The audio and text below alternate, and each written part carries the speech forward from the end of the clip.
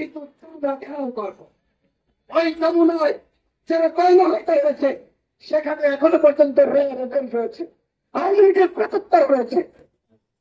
এই বাড়িঘর মঞ্চে সেখানে কিন্তু আওয়ামী লীগ নয়, আওয়ামী লীগ সেখানে যেখানে রয়েছে যদি পারো তাদেরকে গ্রেপ্তার করে শান্তি দাও।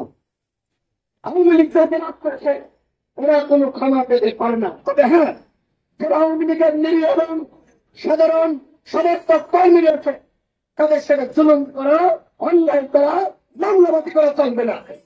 আমরা একটি নতুন রাষ্ট্র বিনির্মাণ করতে চাই যেখানে অজগর চলবে না, যেখানে নিয়ম শৃঙ্খলা থাকবে, যেখানে প্রতিবাদ থাকবে, যেখানে ন্যায় বিচার থাকবে, যেখানে আইনের শাসন থাকবে, যেখানে বাংলাদেশের মানুষের বাক স্বাধীনতা থাকবে, যেখানে বাংলাদেশের মানুষ ক্ষুধার্ত থাকবে না, দুই বেলা দুমুঠো খাবার খেতে